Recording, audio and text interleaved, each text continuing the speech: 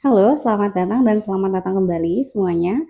Nah, pada video kali ini kita akan membahas cara menjawab soal full text reading TOEFL. Nah, seperti yang sudah kita ketahui bahwa reading TOEFL itu ada 50 pertanyaan atau 50 soal yang biasanya pembagiannya itu berdasarkan bacaan atau passage.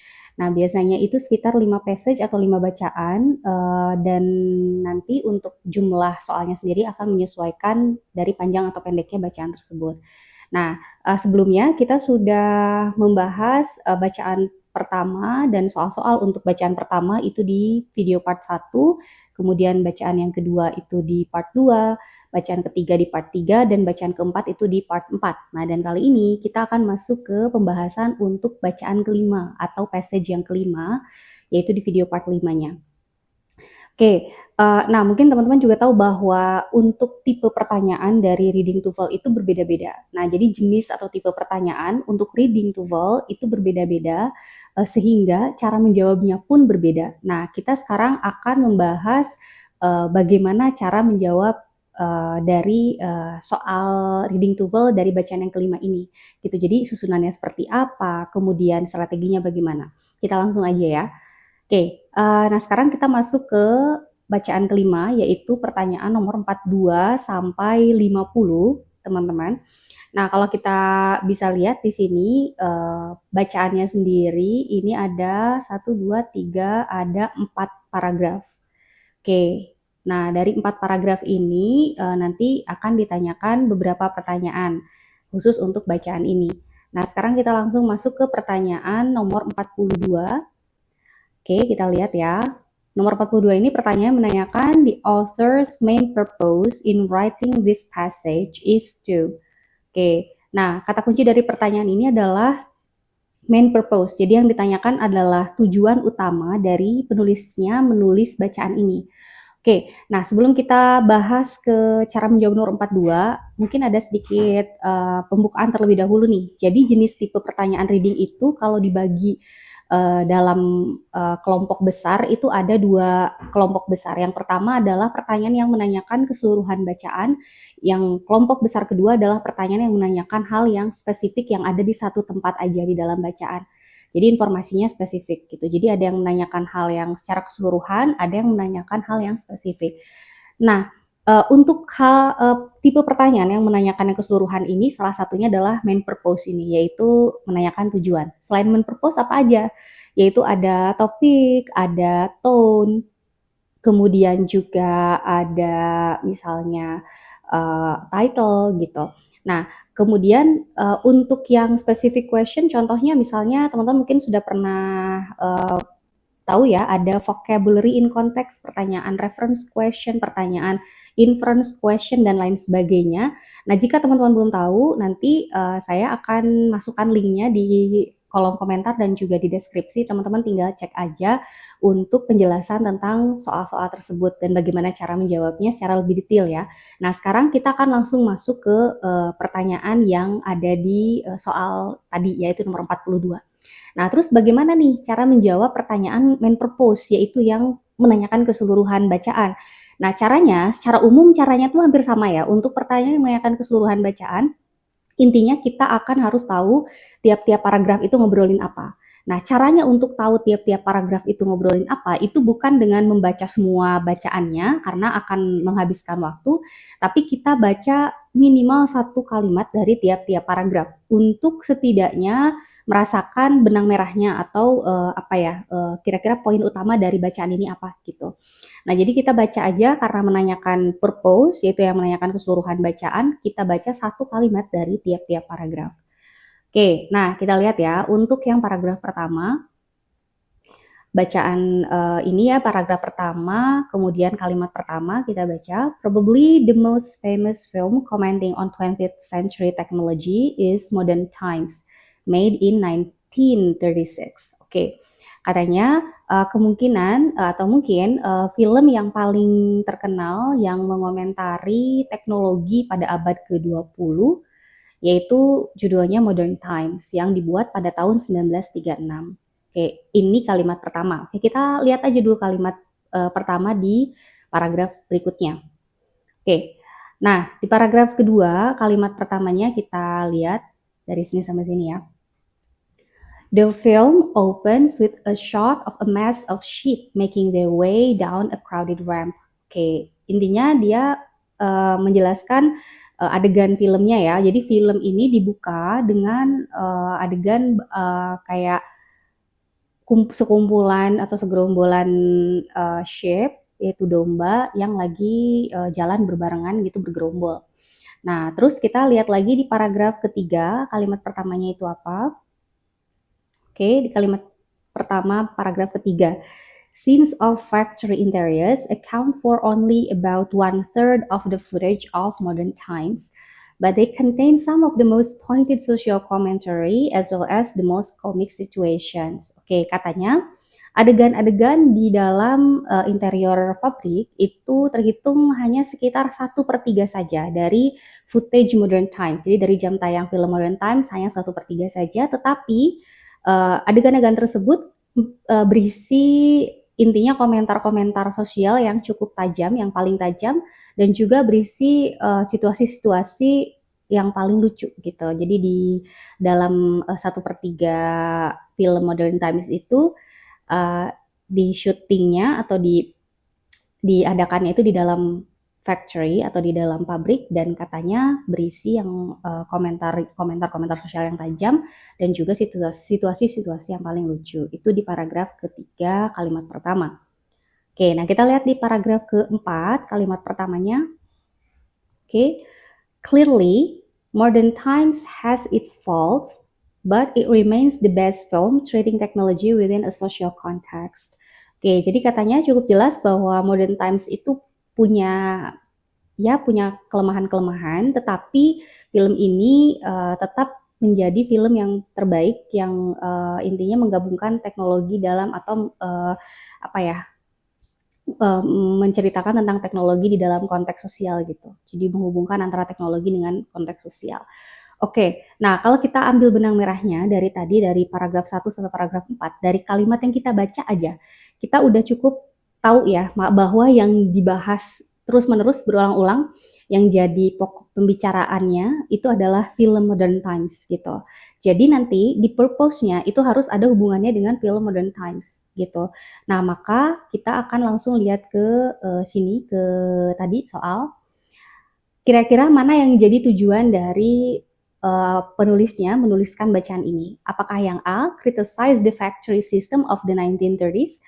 Oke, yang ini karena nggak ada hubungannya sama film Modern Times, meskipun ada kata factory, meskipun ada tahun 1930-an, tapi bukan itu yang menjadi tujuan dari bacaan ini dan bukan itu juga yang dibicarakan, jadi kita tidak pilih.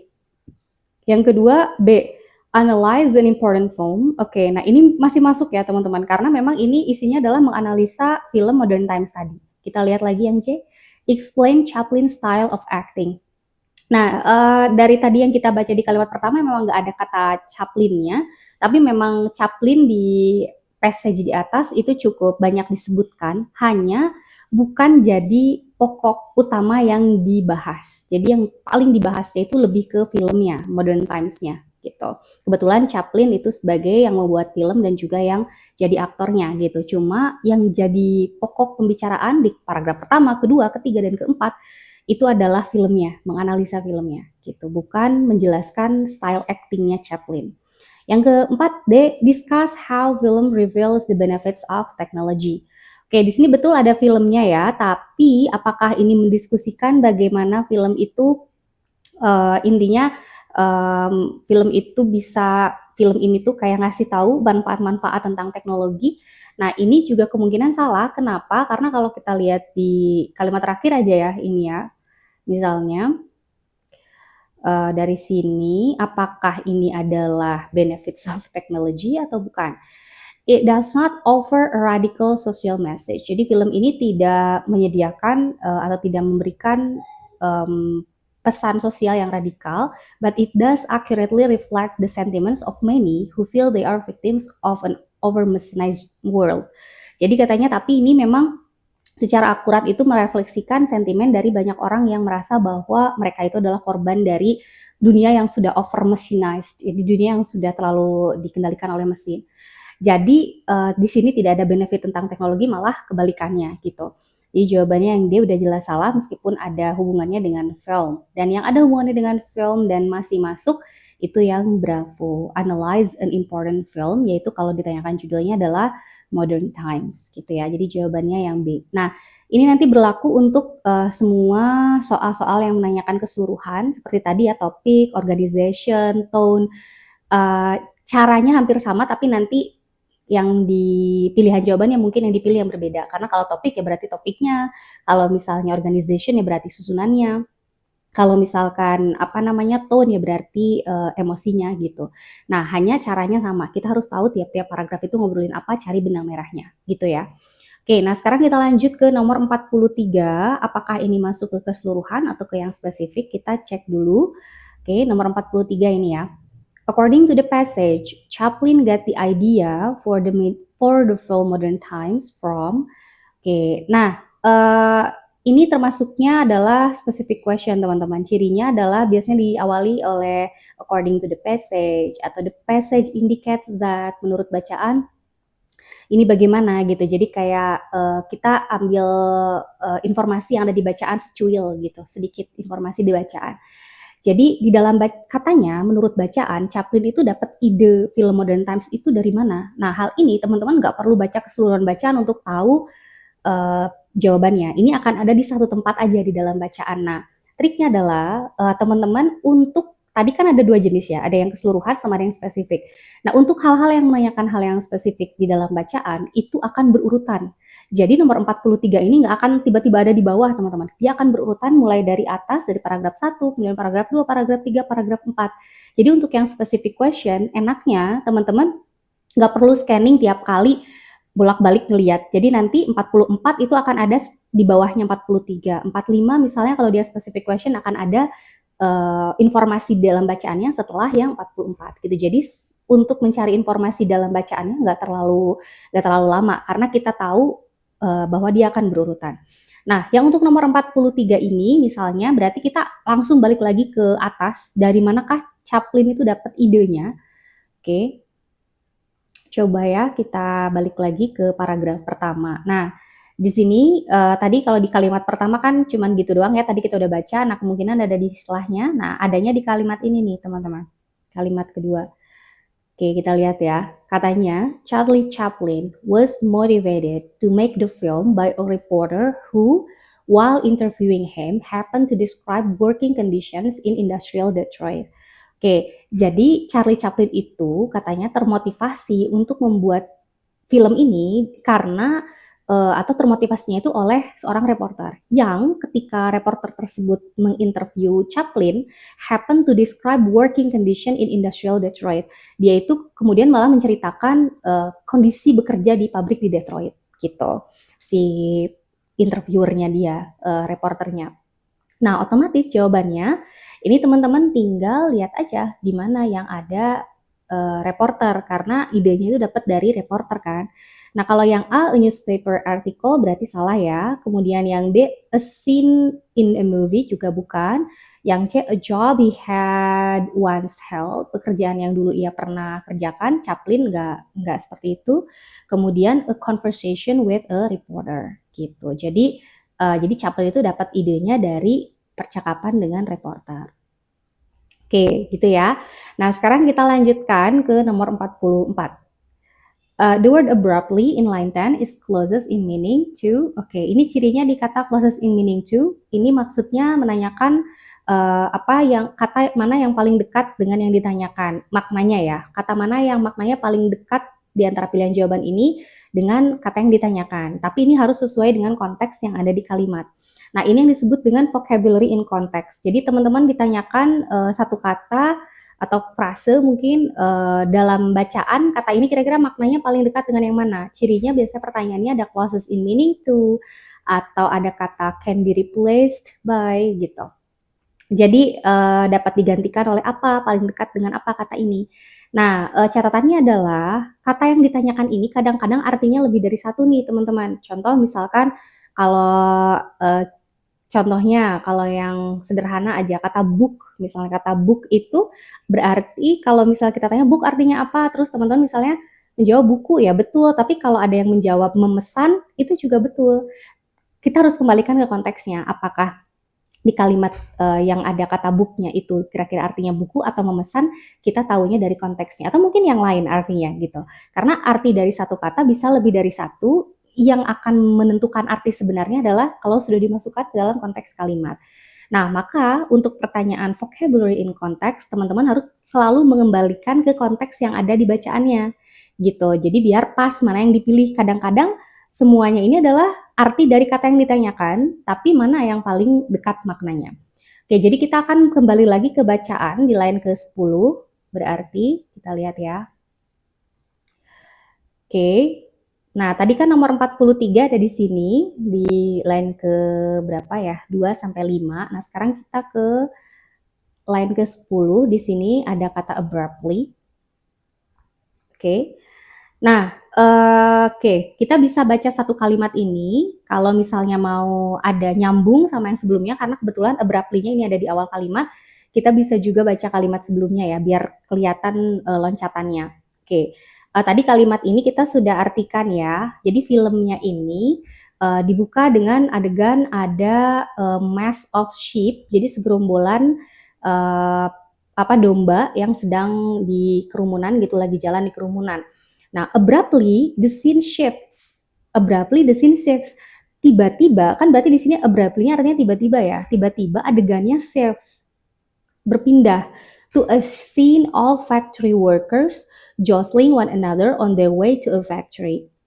Jadi tiba-tiba si adegannya pindah, tadinya adegan gerombolan domba tiba-tiba berpindah ke adegan para buruh pabrik lagi jalan bergerombolan gitu, lagi mau ke pabrik gitu. Nah, jadi di situ abruptly-nya artinya adalah suddenly, berarti yang paling pas ya, karena dia maksud dari abruptly di situ adalah tiba-tiba. Jadi bukan mysteriously, bukan finally atau predictably gitu. Yang paling cocok untuk menggantikan abruptly di situ adalah suddenly. Oke, itu ya, itu untuk vocabulary in context. Nah, kita lanjutkan lagi. Apakah nomor 45 ini pertanyaannya tentang apa? Oke, nomor 45 pertanyaannya, it can be inferred from the passage that 2/3 of the film modern times, titik-titik. Oke, jenis pertanyaan untuk nomor 45 itu cirinya ada di kata inferred ini, teman-teman. Nah, jadi kalau di dalam pertanyaan ada kata infer, ini masuknya ke inference question. Inference question ini ya salah satu dari specific question. Jadi dia menanyakan hal yang spesifik ada di bacaan, tetapi bedanya dengan specific question yang biasa, kita harus sedikit menyimpulkan. Jadi inference question ini sama dengan conclusion juga teman-teman. Jadi cirinya nanti di soal itu ada kata infer, ada kata imply, ada kata conclude, atau mungkin ada kata-kata yang bermakna mungkin dalam bahasa Indonesia, yaitu might be, maybe, possibly, most likely, dan lain sebagainya. Jadi ketika teman-teman ketemu kata yang maknanya jadi bisa disimpulkan dalam bacaan atau tersirat dalam bacaan atau mungkin kalau dalam bacaan begini berarti begini. Nah, itu dia menanyakan inference question. Jadi tidak secara langsung dituliskan, tapi dari informasi dalam bacaan kita akhirnya bisa menyimpulkan. Nah, contohnya menyimpulkan itu bagaimana? Contohnya misalkan begini, setengah dari siswa saya, misalnya setengah dari siswa saya itu ada di dalam kelas. Nah, ketika saya bilang seperti itu, berarti kita bisa menyimpulkan bahwa setengahnya lagi ada di mana ya, di luar kelas gitu. Nah, jadi seperti itu. Jadi ketika ada statement misalnya, suatu statement kita bisa menyimpulkan statement yang lain gitu. Kita bisa menyimpulkan ke statement yang lain, tapi tidak dituliskan secara langsung di situ bahwa setengahnya ada di luar kelas. Tapi dengan saya bilang setengah dari siswa saya ada di dalam kelas, kita udah bisa nyimpulin sendiri gitu, secara tersirat. Nah, jadi ini tuh contoh soalnya seperti itu nih, teman-teman. Nah, jadi agak sedikit berbedanya hanya di situ aja sih. Jadi caranya sama, nanti teman-teman tinggal cek aja di sini yang ditanyakannya apa. Misalnya kalau di sini kata kunci yang ditanyakannya adalah 2/3 of film modern times. Nanti teman-teman cari di dalam bacaan itu ada di mana. Nah, setelah itu teman-teman baca kalimatnya secara saksama, terus kita simpulkan deh kira-kira mana jawaban tersiratnya. Nah, kalau di sini berarti kita cari ya setelah, tadi kan kita di line 10 ya. Berarti setelah line 10 yang ada hubungannya sama 2/3 dari film. Oh, mungkin teman-teman masih bingung sama kata 2/3 ya. Kita lihat dulu ya. Nah, two-thirds ini adalah 2/3 nih teman-teman. Kalau dalam bahasa Inggris, 1/3 itu 1/3 atau a third. Kalau 2/3 itu 2/3. Nah, itu berlaku untuk beberapa pecahan juga, seperti misalnya 1/5 itu jadinya 1/5 atau a fifth. Nanti kalau 2/5 berarti 2/5 dan seterusnya.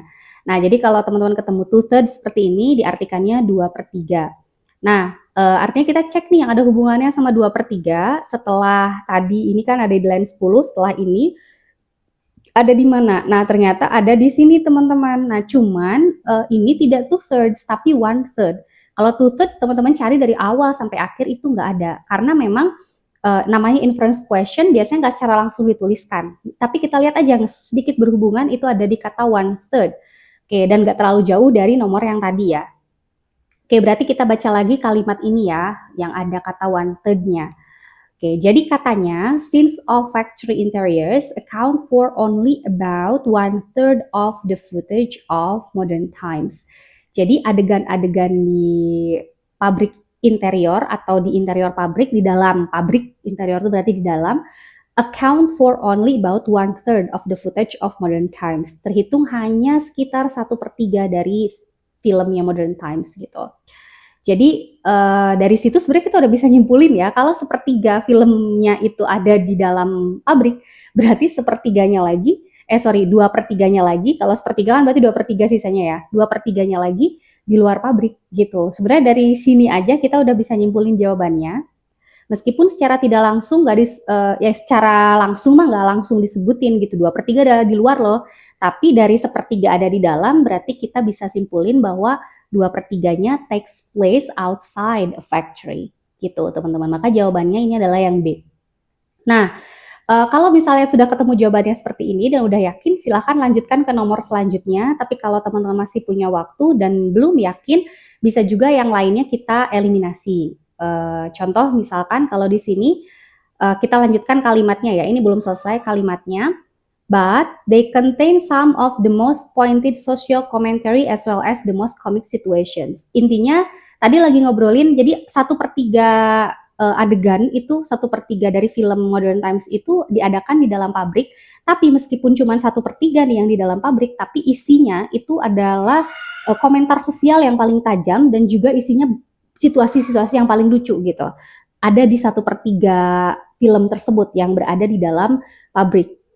Nah, dari situ kita bisa simpulkan bahwa yang C dan D ini salah. Kenapa? Karena kalau yang C berarti kan 2/3 dari film Modern Times is more critical than the other third. Katanya yang 2/3 dari filmnya ini lebih kritis daripada yang sepertiga lainnya. Nah, ini kurang tepat karena katanya tadi yang paling banyak komentar sosial tajamnya itu justru yang 1/3, bukan yang 2/3. Jadi ini terbalik ya. Yang C jadinya salah. Kemudian yang D, 2/3-nya itu entertains the audience, menghibur penonton lebih dari yang sepertiga lainnya. Nah, ini juga salah. Kenapa? Karena justru yang paling lucu tadi katanya ada di yang sepertiga film, yaitu yang ada di dalam pabrik gitu. Jadi yang C dan D kita bisa buang. Nah, yang A ini mungkin teman-teman bisa lihatnya ini setelahnya ya. Kalau ini ada di sini. No one who has seen the film can ever forget dan seterusnya. Nah, jadi di sini lagi menjelaskan si scene yang lucu tadi itu apa ada apa gitu. Jadi di situ tidak ada yang sudah menonton film itu nggak ada yang pernah lupa ada satu adegan yang lucu banget di filmnya lah kalau disimpulkan gitu. Nah, jadi di sini is completely unforgettable, tidak dapat dilupakan, betul ada di dalam bacaan tapi bukan untuk yang 2/3 film, tapi untuk yang 1/3 film yang tadi tuh yang paling lucu itu ya. Nah, jadi yang A ini juga salah, yang C salah, yang D salah, yang B itu yang paling tepat.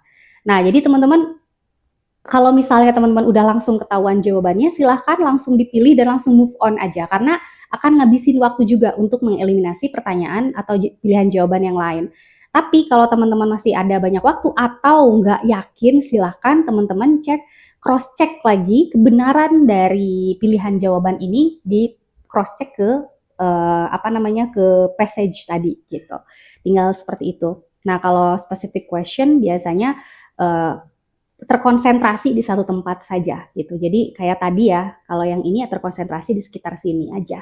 Nah, bedanya sama yang keseluruhan, biasanya kan dia harus ada di keseluruhan bacaan. Nah, untuk pertanyaan-pertanyaan yang spesifik, teman-teman akan menemukan clue-nya atau apa ya, informasi untuk menjawab pertanyaannya itu di sekitaran itu saja gitu, spesifik di satu tempat aja gitu. Nah, sekarang kita lanjutkan ke nomor 46. Which of the following could best replace the phrase losing his mind in lines 19 to 20?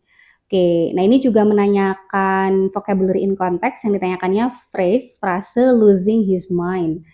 Oke, nah ini dapat digantikan oleh apa katanya? Ada di line ke 19 sampai 20. Oke, berarti di kalimat yang ini ya. Oke. Nah, no one who has seen the film can ever forget Chaplin vainly trying to keep pace with the fast-moving conveyor belt, almost losing his mind in the process. Oke, jadi katanya siapapun yang pernah nonton film ini nggak akan pernah lupa bahwa saat itu Chaplin lagi intinya mencoba untuk mengikuti ritme dari conveyor belt yang movingnya cepat banget, yang bergerak dengan cepat, almost losing his mind in the process, hampir kehilangan kewarasannya dalam proses tersebut. Nah, dari situ losing his mind artinya kemungkinan kayak kehilangan kewarasan gitu, yang ada hubungannya sama frustasi gitu, atau hilang kesabaran atau hilang kewarasan.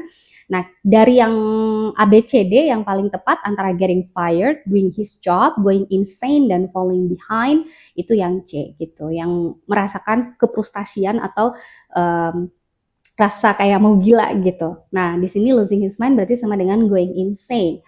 Oke, going insane ini sama dengan crazy ya teman-teman.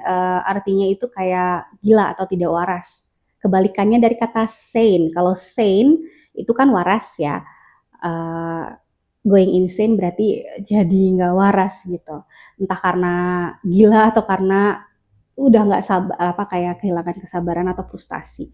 Oke, jadi jawabannya yang C. Oke. Nah, kita sekarang lanjut ke nomor 47. Nah, untuk yang nomor 47, teman-teman, ini berbeda dengan yang vocabulary in context tadi. Ini cirinya ada kata reverse to. Reverse to ini mencirikan bahwa ini pertanyaan tentang reference question. Nah, apa itu reference question? Jadi reference question ini adalah pertanyaan yang menanyakan kembalinya suatu kata kemana. Jadi kata misalnya contoh yang biasanya jadi paling sering ditanyakan itu biasanya kata ganti kayak they, kayak she-nya itu siapa sih di dalam bacaan ini gitu. Terus they yang ada di line ke-10 itu siapa sih atau apa sih? It-nya di sini maksudnya apa sih gitu. Nah, kalau di sini ditanyakan di nomor 47 adalah kata this. Nah, this ini artinya adalah bisa ini atau hal ini. Nah, jadi apa namanya? Ini harus kita balik lagi ke konteks kalimat. Caranya adalah kalau untuk reference question, teman-teman akan harus membaca kalimat yang ada kata tersebut, kata this-nya, dan juga kalimat sebelumnya untuk lebih memastikan kira-kira kembalinya kemana kata this tersebut. Oke, nah kalau kita lihat di sini, tadi this-nya itu berarti yang ini ya, di line ke-24. Nah, kita bisa baca dari the feeding machine, atau kita juga bisa baca dari another popular kalau misalnya masih bingung. Oke, karena tadi kita sudah membaca sampai losing his mind in the process, mungkin kita bisa mulai dari sini ya. Another popular scene involves an automatic feeding machine brought to the assembly line so that workers need not interrupt their labor to eat. Oke, nah tadi kan lagi ngobrolin yang pertama sebelum kalimat ini, kita masih ingat tadi itu lagi ngobrolin apa adegan lucu ya, adegan paling lucu. Nah, terus di sini ini juga ada adegan yang populer lainnya katanya, yaitu yang melibatkan feeding machine, automatic feeding machine. Feeding machine berarti apa namanya, kayak mesin yang buat nyuapin gitu. Jadi mesin yang nyuapin orang secara otomatis, brought to the assembly line so that workers need not interrupt their labor to eat. Jadi di film itu ada adegan di mana ada mesin untuk nyuapin para pekerja gitu. Jadi tujuannya adalah biar para buruh pekerja pabrik itu nggak perlu nggak perlu nggak perlu berhenti untuk makan. Jadi ketika mereka lagi kerja, mereka disuruh makan gitu. Nah, kemudian ini, the feeding machine malfunctions. Jadi di adegan tersebut, si feeding machine-nya itu malfunction. Malfunction itu berarti kayak tidak berfungsi dengan baik ya, tiba-tiba error gitu. Hurling food at Chaplin. Terus jadi melempar-lemparkan makanan ke Chaplin, who is strapped into his position on the assembly line and cannot escape. Jadi jadi si adegannya itu karena si feeding machine-nya malfunction, terus ngelemparin makanan ke Chaplin, tapi Chaplin-nya itu nggak bisa kemana-mana karena dia kayak dikasih belt gitu, diikat gitu di satu assembly line, kayak gitu.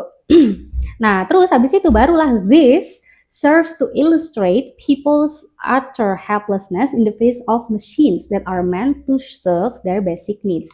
Oke, jadi katanya hal ini menggambarkan atau hal ini digunakan untuk mengilustrasikan ketidakberdayaan manusia yang amat sangat di hadapan mesin yang seharusnya membantu mereka gitu intinya.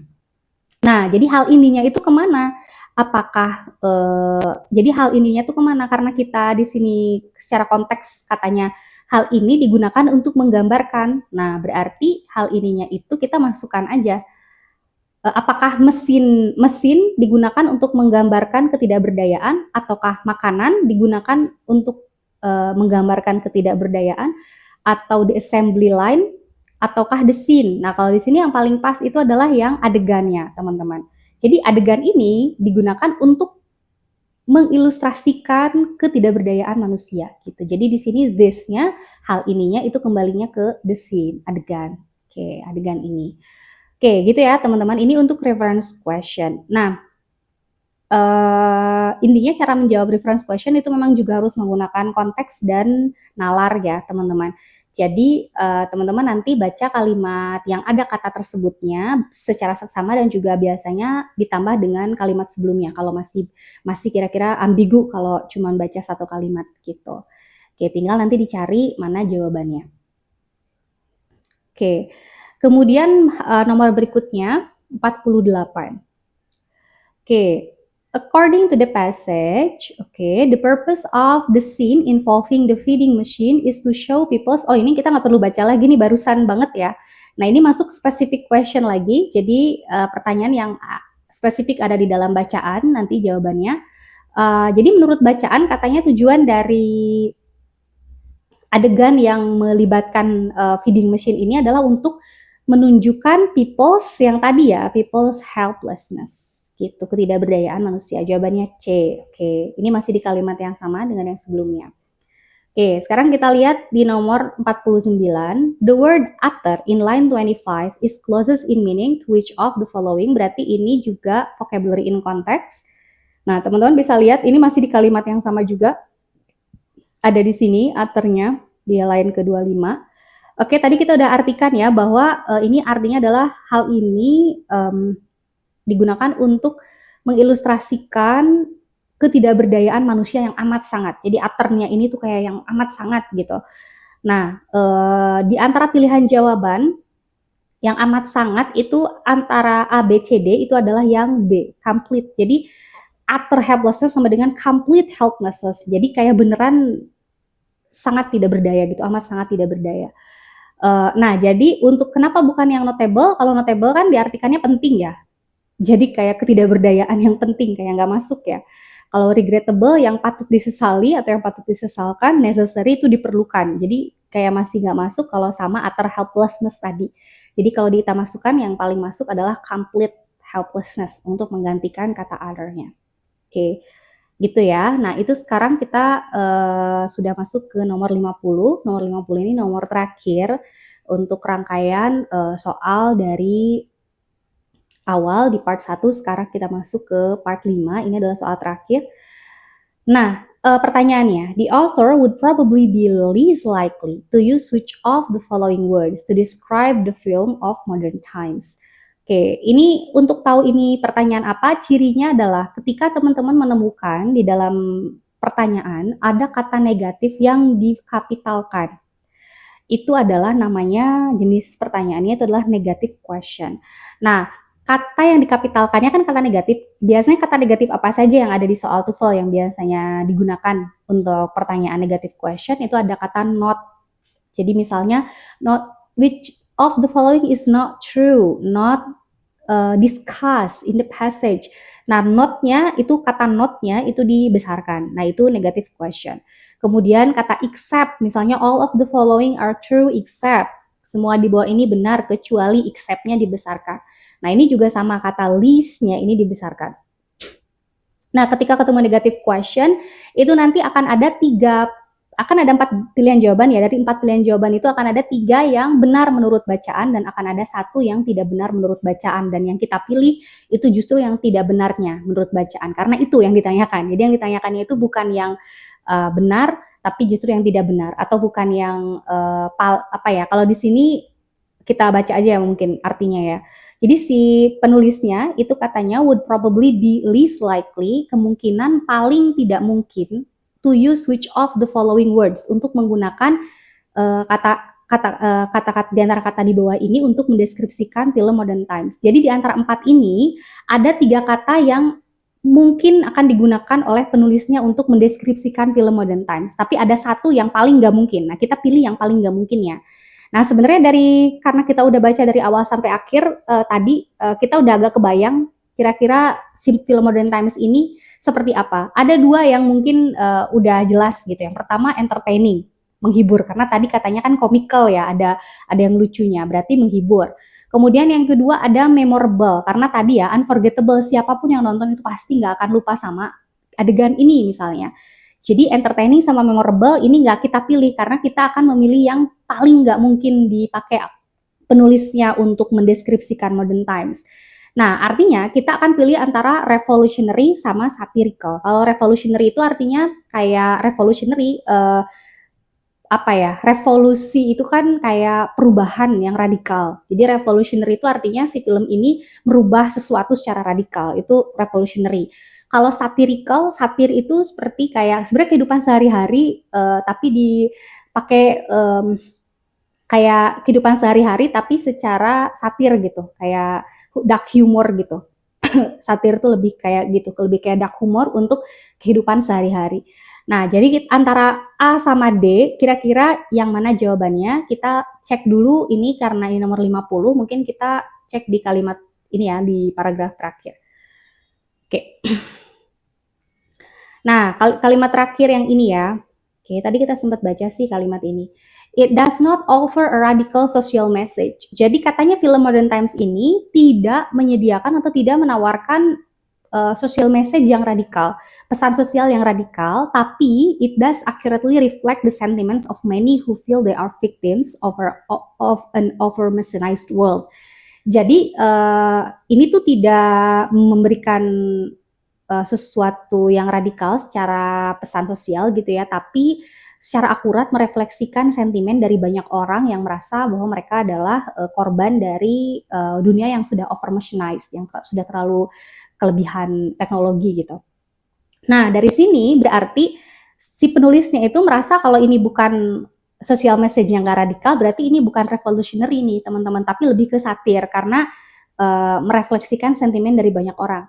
Nah, jadi berarti pilihan jawabannya nih teman-teman, karena si penulisnya itu lebih cenderung ke satir, berarti kita akan jawab justru yang revolutionary. Karena ini yang paling tidak mungkin digunakan oleh penulisnya untuk mendeskripsikan Modern Times, kalau dilihat dari statementnya barusan gitu. Nah, catatannya mungkin untuk yang negative question, hati-hati sama ketukar gitu teman-teman. Jadi kita kadang-kadang kan karena ini adalah hal yang negatif, tadi si kayak jangan sampai ketukar gara-gara ini yang dicari adalah yang salah gitu. Teman-teman harus tetap fokus gitu meskipun yang dicarinya yang salah. Jadi hati-hati aja gitu untuk memilih. Nah, mungkin sampai sini dulu untuk penjelasannya karena sudah habis ya nomornya. Nah, kita mungkin akan sedikit review untuk tadi nomor 42 ini pertanyaannya main purpose. Kemudian 43 ini adalah specific question. 44 ini adalah vocabulary in context. Terus kemudian nomor 45 ini adalah inference question. Nomor 46 ini adalah vocabulary in context lagi. 47 ini ada reference question. 48 ini juga specific question lagi. 49 vocabulary in context lagi, dan 50 ini ada negative question. Nah, sebetulnya di luar jenis soal-soal tadi, itu juga ada jenis-jenis soal lainnya yang kebetulan tidak ada di nomor atau di bacaan terakhir ini gitu, dan mungkin adanya di bacaan sebelumnya pertanyaannya. Jadi teman-teman mungkin bisa cek juga di soal-soal di video-video sebelumnya yang membahas soal-soal di part-part atau di passage-passage yang sebelum passage 5 ini gitu. Oke, nah jadi itu tadi kita udah bahas sampai dengan nomor 50 secara full. Teman-teman bisa cek juga di kolom deskripsi jika teman-teman ingin mengerjakan soalnya terlebih dahulu atau ingin mengerjakan mandiri soalnya, dapat teman-teman download, ada PDF-nya di deskripsi ya untuk linknya, silakan dicek. Kemudian jika ada pertanyaan ataupun ada saran, silakan juga teman-teman tuliskan di kolom komentar gitu. Dan kalau teman-teman merasa video ini bermanfaat, silakan di-share juga ke teman-teman atau kawan-kawan dan keluarga sehingga bisa bermanfaat untuk lebih banyak orang. Gitu. Sampai ketemu lagi di video selanjutnya.